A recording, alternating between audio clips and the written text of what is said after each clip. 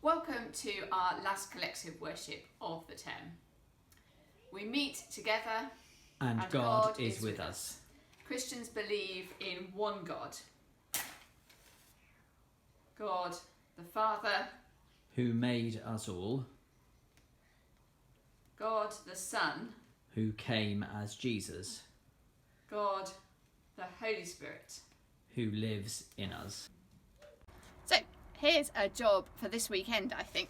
I'm going to need to put up my Christmas tree. Perhaps Philip will give me a hand. We're getting ready for Christmas. I wonder if you have already made some preparations for Christmas or for whatever you'll be doing once school finishes. I wonder how you're feeling. Perhaps you're excited. Maybe you're looking forward to presents. Maybe there's going to be nice food to eat. Maybe you're feeling a bit worried or anxious as well. Perhaps you're disappointed because some things have been cancelled or you've missed some school this week.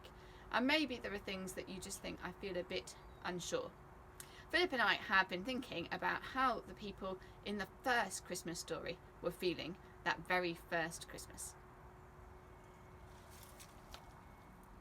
So, you are probably all quite familiar with the Christmas story by now. I think lots of you managed to watch the Nativity play. We were so sad, Year 6, that you didn't get to do the carol service. We're speaking today to some of the characters from that story. And first of all, we're going to hear from Joseph about how he's feeling. Well, I'm exhausted. First of all, I was going to get married, so I was really excited. But then it turned out my wife was going to have a baby, and that was a bit unexpected, so I was quite cross. Then an angel told me that I was supposed to look after her and the baby anyway. So now I'm just a bit confused and quite tired because we've had a long journey all the way from our home right up in the north, all the way down to Bethlehem in the south, to find somewhere where this baby can be born. He thinks he's exhausted. I've not only had to travel all the way to Bethlehem, now I've got a baby to look after. I'm just overwhelmed, to be honest. I'm not really that old, and now I've got a baby. I don't quite understand what's going on. Somehow I have to trust God's plan, because the angel said this was what God wanted to happen, and that this baby, that we should call him Jesus, and that he was going to be very special.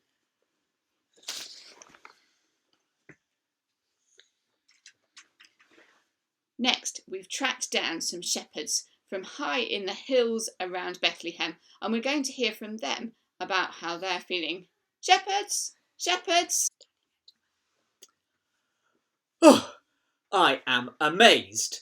I am astonished. I am astounded. I was just there the other evening with my sheep by the side of the hill. I was just getting ready for a nice cup of tea when suddenly in the sky there were loads of angels. Well, have you ever seen an angel? It's a bit freaky, I can tell you. And then they told us we had to go, with the sheep, who didn't like that at all the way into the village to go and find a special baby. So off we ran all the way to find this baby.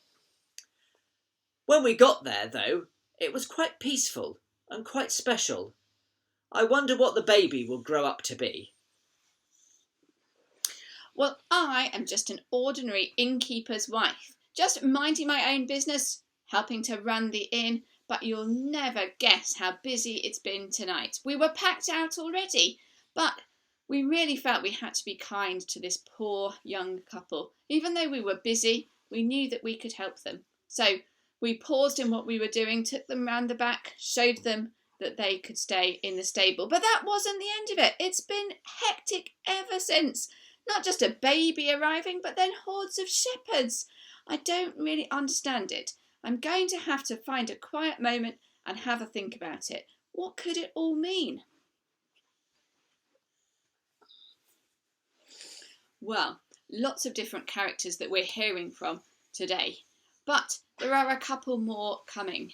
Because not necessarily that night, maybe some days or even some months afterwards, there were some more special visitors to see that special baby. I think they're coming just now.